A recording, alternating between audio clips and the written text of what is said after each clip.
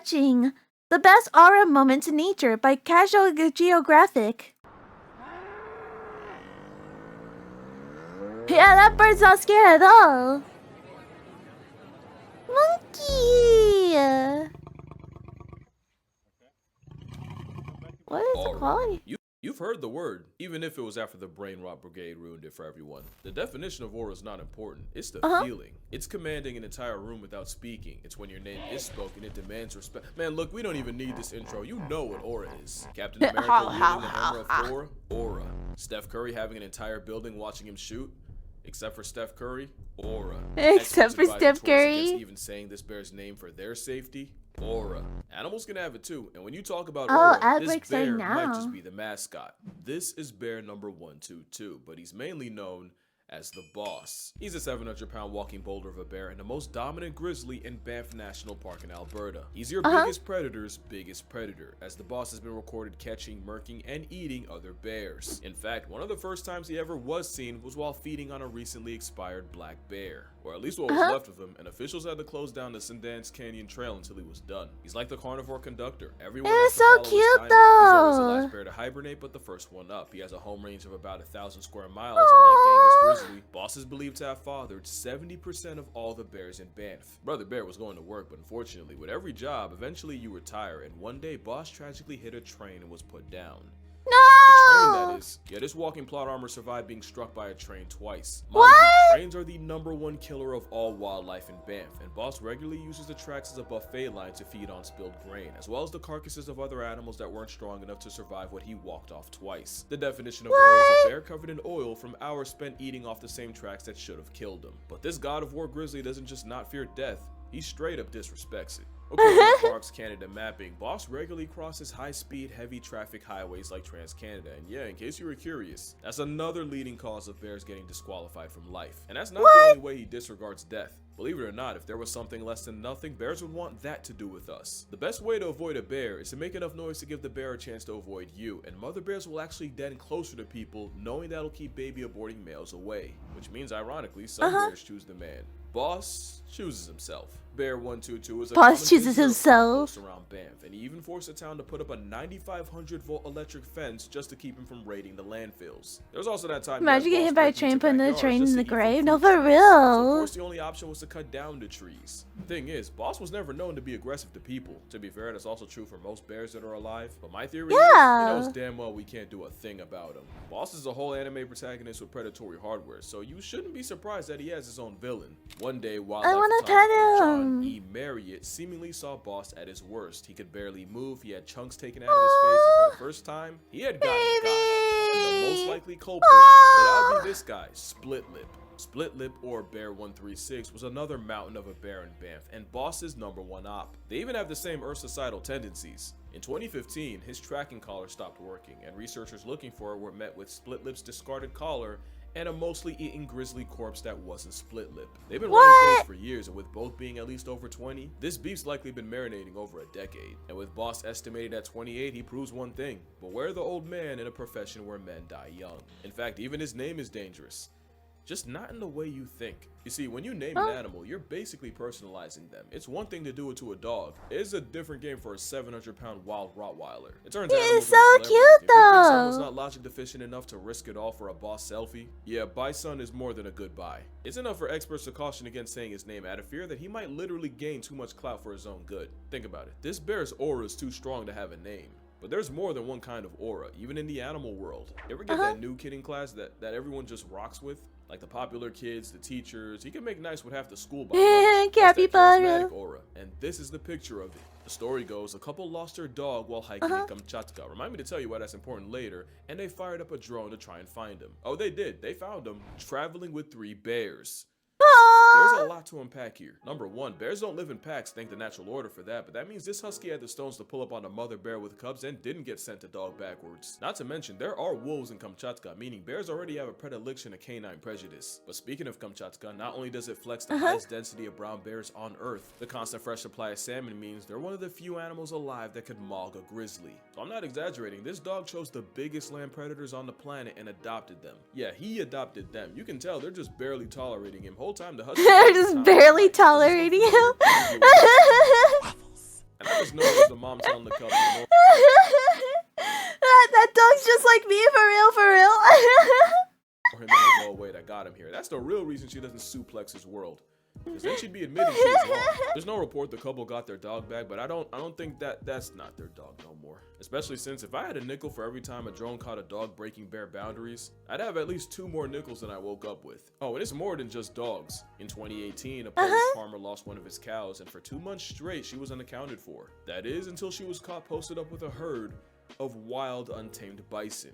I don't want to give wildlife a chance, so hopefully the comments do it for me. In 2016, another dog captured a pod of beluga whales that had a No, we don't barely tolerate you. We like you. Oh, thank you, freak. Oh. adopted a single lone narwhal. Just for reference, narwhals are painfully shy people fearing eternally introverted anxiety whales that could genuinely get past tense by a panic attack. But as of 2022, he's been running with the same beluga squad every year. This is Aura. Also, fun fact, Narluga hybrids are an actual thing, so maybe this is the same. Probably helps that despite resembling a sun-starved dolphin, belugas have the intimidation of a cinnamon roll. Next animal looks like a cinnamon roll, but could absolutely fold you.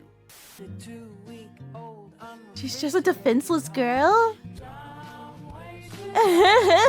When I saw this video, my first thought, that golden retriever's there strictly for vibes. Come to realize that's not a golden retriever, it's a furry grim reaper. It's a Great Pyrenees, a canine insurance policy built to run fades with wolves and bears. It's old man country strength in a canine's body. If you meet someone's Pyrenees for the first time and they're all over you, yeah, that's not affection. It's basically a vibe check and fail at your own expense, because the moment you do something they don't like to them, or God forbid someone they care about, this is Casper. He's not a ghost, but damn it if he doesn't make him. He's a 21-month-old, 85-pound cottontail goofball, at least according to owner John Werville. He lets chickens sleep on his head, he treats the sheep like family, and he's pretty outgoing for a guard dog. Until it's time to go out and be a guard dog. On November 3rd, 2022, 11 coyotes raided the farm in Georgia, and 3 managed to break into a pen. If that wasn't motivation enough, Casper also had a mate, Daisy, who was pregnant with 8 puppies. Casper knew what time it was. Casper cleared the 4-foot hog wire fence and not so gently perp walked the first 3 off the census in seconds. Casper then jumped the fence again, and this time went after the entire pack, and even with 5 other Pyrenees on the farm, Casper went at it alone.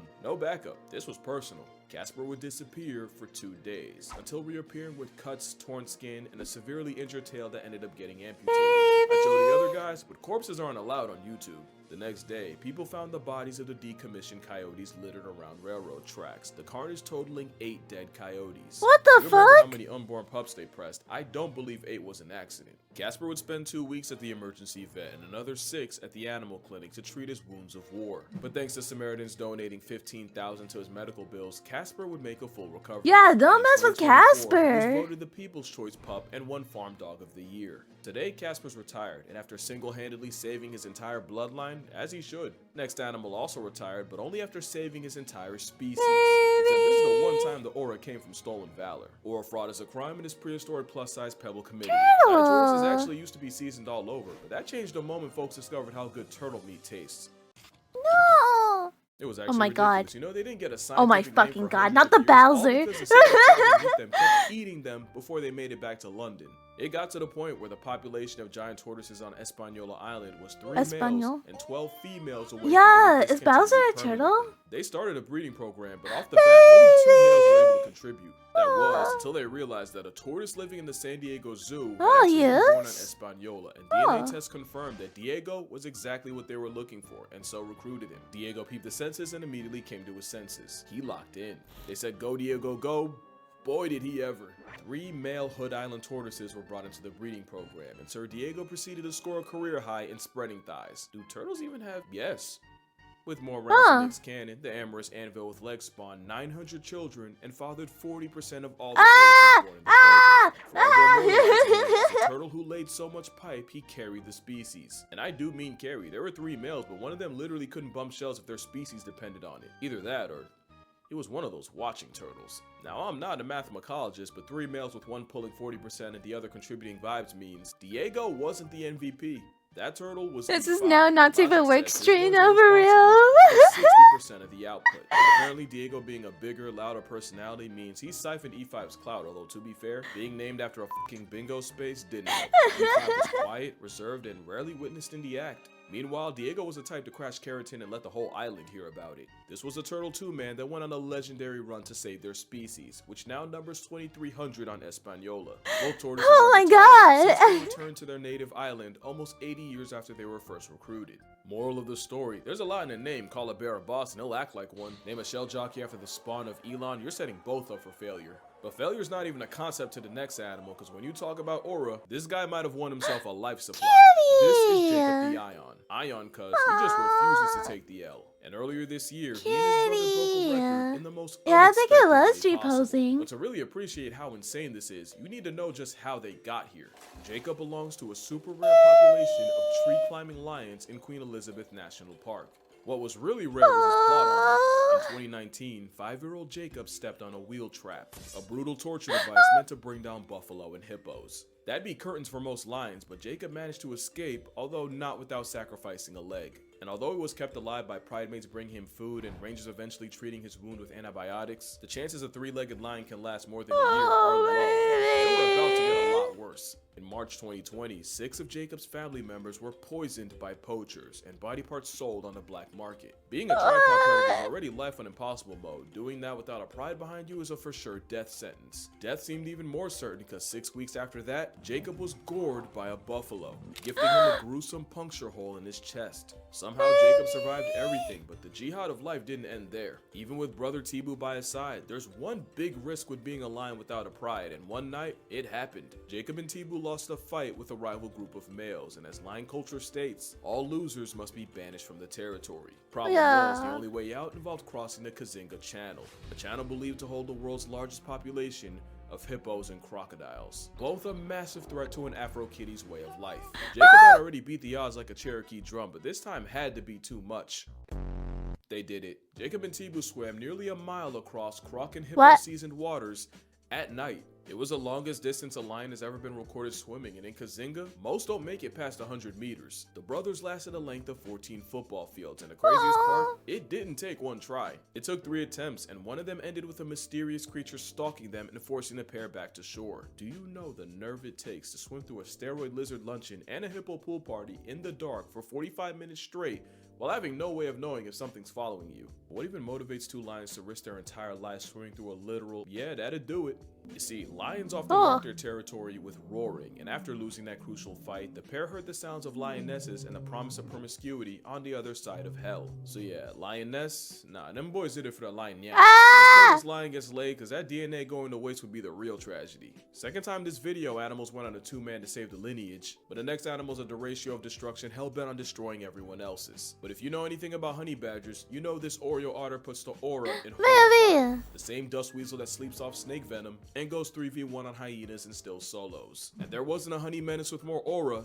Little baby. Let me tell you something about Stoffel. Stoffel is disrespect in the form of a black Air Force bowl cut weasel. He's the mascot of habitual line stepping, and like IBS, you can't stop him, you can only pray to contain him. He was actually found by caretaker Brian Jones, credits to the weasel distribution system, but Stoffel is like a 4-legged tornado in his home, nuking the place and daring him to do something about it. Eventually, Animal Rehabilitation Center, and if you think being around other animals calm this Tasmanian devil, you don't know Stoffel. There wasn't a single animal this furry thumbtack wouldn't beef with, from messing with a rhino 100 times his size, to running a fade with a serval next door, to even folding an adult tawny eagle. No foul. He'd also harass kitchen staff and help himself to the fridge. Who was gonna stop him? And it turned out, Stoffel wasn't fit to be released to the wild, so this felon ferret was here to stay. At one point, he dug through an electric fence and started bullying the lions, specifically chasing the male around and trying to bite his lion bits. The lion actually grabbed Stoffel, but fun fact, honey badgers are built like a comeback, and loose skin around the neck meant he could turn around and bite the lion right back. He must have been feeling himself, because Stoffel ended up going back to the lions a second time, and he got mauled to death, spending over 2 months in the animal hospital. And the first thing this monochrome crash out did, fresh out, was try to get it back in blood, and at this point,